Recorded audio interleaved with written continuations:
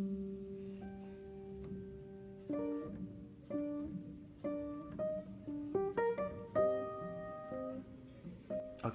kita udah masuk di podcast yang kedua. Senang sekali rasanya. Saya Jeremy dan saya Thomas yang selalu menemani teman-teman semuanya yang mungkin saat ini baru pertama kali membuka podcast dan mendengarkan podcast kita, ya Jeremy ya. Oke, jadi ini menjadi podcast kita yang kedua. Gimana kalau misalnya teman-teman yang masih belum tahu untuk channel kita atau podcast kita, ya pastinya bakal membahas tentang beberapa permasalahan kehidupan yang mungkin sedikit tabu untuk dibicarakan di halayak ramai. Kita mewakili Anda akan menyampaikan dengan lugas, akan menyampaikan dengan penuh saksama, dan tentunya harapannya teman-teman juga bisa mendapatkan inspirasi, mendapatkan solusi terkait hal-hal yang mungkin sedang Anda alami. Nah, sebagai pembukaan pertama untuk podcast kedua kita hari ini, kita selalu merasa bahwa kita pernah, kamu juga Jeremy, pernah gak sih kamu mencintai seseorang tapi kamu merasa bahwa kamu tidak bisa memiliki orang itu? Berbicara soal cinta tak harus memiliki, mungkin sebagian orang atau semua orang pernah mengalaminya mungkin ya. Bukan mungkin, pasti pernah mengalami. Dan yang menjadi hal menarik di sini adalah ada orang-orang yang memasakkan sesuatu. Contohnya cinta nggak harus memiliki, tapi ada orang-orang yang mungkin menghalalkan segala cara untuk mendapatkan sebuah cinta itu. Dan di sini kita bakal kupas habis tentang fenomena cinta tak harus memiliki. Jadi balik lagi, Thomas, kalau kita berbicara soal cinta tak harus memiliki, dari awal kita tahu kita ya, atau saya dengan si cewek itu, kita nggak mungkin bersama karena ada beberapa hal, ada beberapa problem yang terjadi. Sebagai seorang manusia, kita memiliki sebuah logika. Kalau kita berbicara soal sesuatu hal yang dipaksakan, itu pasti endingnya nggak baik, pasti endingnya nggak enak, dan pastinya ini sangat membebani kita, baik dalam keseharian atau mungkin secara mental ya. Kita jadi fokus sama hal-hal itu, hal-hal yang gak bisa kita miliki. Kalau balik lagi, saya tanya ke kamu, Thomas, apakah kamu juga pernah mengalami hal yang sama? Ya, mencintai tak harus memiliki itu memang dimiliki oleh semua orang. Yang kadang dari awal ketika kita mencintai, harapan kita pasti kalau bisa kita memiliki orang tersebut. Tapi ketika dalam perjalanan adanya banyak perbedaan, adanya banyak hal yang membuat kita harus merelakan dia milik orang lain atau pergi dari kehidupan kita. Ya mau bagaimana lagi? Karena bagaimanapun juga, seperti judul podcast kita untuk yang kedua, mencintai tak harus memiliki, tapi bukan berarti itu akhir dari segalanya. Kalau kita lebih dalam ya, kita kupas jauh lebih dalam. Sebenarnya kalau menurut kamu, persepsi kamu, apa hal-hal yang membuat cinta menjadi sebuah kata-kata tak harus memiliki? Apa yang salah di situ? Banyak hal yang salah sebetulnya. Namun ketika kita mencintai seseorang, kita berusaha menghilangkan hal-hal yang salah itu.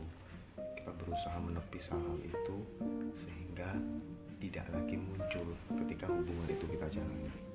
Yang paling mendasar mungkin adalah perbedaan dari agama, perbedaan dari pandangan satu dengan yang lain. Dalam hal apa itu? Hal kecil. Pandangan dalam hal apa itu maksudnya? Pandangan dalam hal menyikapi sebuah masalah. Yang kadang ada yang bilang ternyata dia kekanak-kanakan. Ternyata dia kurang dewasa. Kalimat-kalimat yang muncul ketika kita memaksakan cinta tak harus memiliki.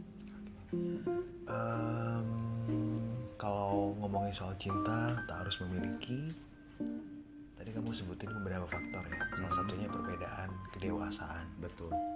Terus ada juga faktor agama. berbicara soal faktor agama menjadi salah satu hal yang memang sering terjadi ya. Banyak pasangan yang mungkin harus berpisah di tengah jalan karena ini merupakan salah satu hal yang penting ya. Di Indonesia agama menjadi sebuah hal yang mutlak harus istilahnya itu harus dipatuhi ya. Karena kalau kita melabrak sebuah aturan khususnya di negara Indonesia, semua jadi terasa sangat sulit ya. Kita berusaha untuk menyatukan perbedaan dalam hal agama, tapi banyak orang yang mungkin berusaha untuk menjauhkan kita, salah satunya orang tua kita tuh ya kan. Jadi mungkin buat teman-teman juga saya yakin ada yang pernah mengalami hal seperti ini. Terus balik lagi kalau beberapa faktor yang lain, salah satunya adalah faktor finansial, kesenjangan sosial ya. Pasangan mungkin dalam artian cukup atau mampu dengan pasangan yang mungkin kategori ekonominya sedikit menengah ke bawah. Ini juga menjadi salah satu hal loh, Thomas. Betul. Dan memang tidak bisa dipungkiri sesuatu hal itu sedikit bullshit ketika kita bilang semua karena cinta. Karena sekalipun kita mencintai seseorang, kita menyukai dia, kita ingin memiliki dia, paling tidak kita juga harus mempunyai usaha untuk bisa membahagiakan dia. Dengan kata lain, apa yang kita miliki itu pastinya akan membuat dia bahagia. Dan kalau memang permasalahan cinta tidak harus memiliki karena faktor dari sebuah finansial seperti yang Jeremy katakan tadi, berarti ya ada sesuatu keterbatasan yang nantinya tidak bisa kita lakukan kepada pasangan. Berarti kalau dengan hal itu, perbedaan itu ya harus diusahakan, atau kalau memang tidak diusahakan ya dilepas atau bagaimana, mungkin begitu. Jadi kamu tadi bilang salah satu kata yang menurut saya cukup menarik ya, bullshit.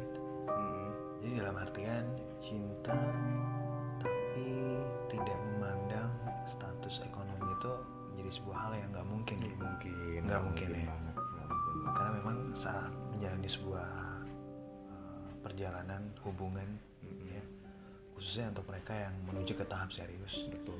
faktor ekonomi menjadi salah satu pertimbangan utama. Dan memang di saat-saat seperti sekarang, status sosial menjadi sebuah hal yang penting ya. Betul sekali. Apalagi ada beberapa yang memang mengatakan itu, dan di era-era seperti sekarang, Jeremy, kita melihat beberapa orang mungkin memperjuangkan cintanya dan mengabaikan hartanya, keluarganya, dan lain sebagainya untuk bisa memiliki pasangannya tersebut. Tapi kita bisa menghitung berapa persentase orang yang betul-betul seperti itu. Betul-betul dia bisa meninggalkan segala mungkin kemewahannya hanya untuk hidup bersama mulai dari nol. Itu. Jadi kalau misalnya ada pasangan yang kaya, nggak mungkin dia memilih pasangan yang miskin. Bukan begitu juga sih. Bukan begitu ya berarti? Bukan begitu juga. Ada pasangan yang kadang dia kaya, tapi ternyata kok jodohnya dia harus memilih dengan orang miskin. Balik lagi, ya semuanya ada jodoh yang ditulis di situ. I know. Jadi ada beberapa orang, nggak banyak, apalagi di Indonesia di era seperti ini, tidak banyak orang yang strata kehidupannya dia ada di atas, terus dia mendapatkan mereka yang ada di bawah, dan mereka bertahan sampai mau terpisahkan. Tidak akan banyak seperti itu di sini, di Indonesia maksudnya. Kita masih di podcast yang kedua ya untuk saat ini, dan mungkin buat Anda yang masih terus bersama kita di Jento untuk podcast kedua juga terima kasih. Saya juga mengucapkan terima kasih untuk apresiasinya di podcast kita yang pertama ya, perdana beberapa waktu yang lalu. Mungkin buat teman-teman yang masih belum nonton bisa dilihat di video sebelumnya, karena di situ kita benar-benar membahas beberapa permasalahan yang mungkin sekarang ini sedang Anda alami. Dan untuk yang kedua, kali ini kita memang fokus untuk membahas sebuah sebuah permasalahan dengan tajuk cinta tak harus memiliki. Cinta tak harus memiliki menjadi sebuah hal yang sulit dilakukan, terutama untuk mereka yang memang sudah benar-benar yakin, percaya, dan juga sangat mencintai pasangannya. Betul. Tapi di podcast kita yang kedua ini kita mencoba untuk mencarikan solusi, dan bukan mencari solusi, sebetulnya hanya sedikit sharing aja. Oke. Ketika kalian menghadapi sebuah dilema, mencintai tak harus memiliki, itu endingnya seperti apa, dan kalian harus seperti apa. Nah, ini juga selain topik yang kita angkat sekarang, kita juga memancing buat kalian semua yang sudah mendengarkan podcast kita yang pertama ataupun nanti akan mendengarkan podcast kita yang kedua ini, untuk bisa kirim ke kolom komentar kita masalah apa yang sedang dihadapi dan ingin kita sharingkan di Giento, Jeremy, and Thomas Untuk sesi selanjutnya ya. Betul sekali. Sesi ketiga. Jadi ini cukup menarik ya kalau kita berbicara soal cinta. Cinta menjadi sebuah hal yang mungkin nggak pernah ada habisnya untuk dibahas. Betul, benar sekali.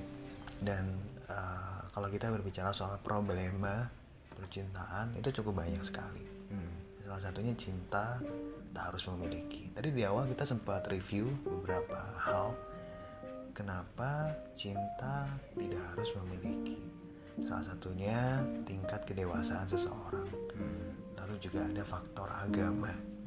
Dan tadi juga Thomas sempat bercerita tentang strata sosial, ya, kesenjangan sosial dalam hal ekonomi. Betul. Seseorang yang mungkin bisa dikatakan sebagai orang kaya menikah dengan orang yang notabene adalah orang yang mempunyai perekonomian menengah ke bawah. Ada stigma kalau untuk si menengah ke bawah atau mungkin sedikit kurang mampu ya untuk perekonomiannya, itu nantinya akan mendompleng kekayaan si kaya. Apakah memang seperti itu realitanya kalau menurut kamu, Thomas? Sebetulnya kalau namanya pendapat orang itu belum tentu semuanya betul, karena didukung dengan kondisi dan situasi ekonomi yang terjadi saat ini. Oke. Dan kondisi dari pasangan kita yang memang benar-benar dia ada di urutan menengah ke bawah. Anggapan-anggapan itu akhirnya dibenarkan oleh mereka dan dibenarkan oleh banyak orang, dan yang kadang ya karena anggapan yang dibenarkan itu disetujui oleh banyak orang, diiyakan oleh banyak orang, akhirnya arahnya ke sana. Tapi sebetulnya tidak semuanya seperti itu sih kalau saya lihat. Tidak semuanya seperti itu, dan tidak semuanya selalu si menengah ke bawah ini akan mendompleng kepada pasangannya. Walaupun ya 1-2 kasus mungkin akan seperti itu, tapi by the way, namanya cinta, mereka pasti punya dasar tersendiri. Dan pasti kalau namanya cinta itu hati yang paling di atas. Harta dan segalanya itu pasti ada di urutan setelah hati. Oke. Seperti itu kalau menurut pendapat saya. Kalau pendapat kamu bagaimana, Thomas? Oke. Pendapat kamu cukup menarik kalau menurut saya. Jadi kalau misalnya saya bertanya sama kamu ya, kita ambil contoh kamu aja, Thomas. Suatu saat kamu ternyata memiliki pasangan atau jodoh yang masuk kategori tidak mampu. Apakah kamu mau memulainya dengan dia, atau mungkin pertimbangan menjadi salah satu alasan utama lagi untuk bersamanya menuju ke jenjang lebih serius? Buat saya, ketika kita sudah mengatakan bahwa saya mencintai orang itu, atau kita mencintai dia dengan segala apa yang kita miliki, berarti kita sudah siap dengan plus dan minus yang dimiliki oleh pasangan kita, apapun itu, apalagi harta. Karena kita melihat uang bukan segalanya, it's okay. Itu sebuah kalimat dan sebuah statement yang mungkin saat ini kita dengar ketika yang mengatakan itu adalah mereka yang memang mempunyai kekayaan yang banyak. Tapi ketika kita mengatakan itu dan kita ada di paling menengah ke bawah seperti yang kamu bilang Jeremy, uang bukan segalanya, itu sepertinya sebuah statement yang tidak bisa dibuktikan. Karena bagaimanapun juga semua juga membutuhkan uang sih. Tapi ketika kita sudah mencintai orang lain, ketika kita sudah mencintai pasangan, dan ketika kita sudah mengiyakan dia untuk hidup bersama dengan kita, jalan dengan kita, berarti kita sudah siap dengan apapun kekurangan dan kelebihan pasangan itu, termasuk masalah finansial.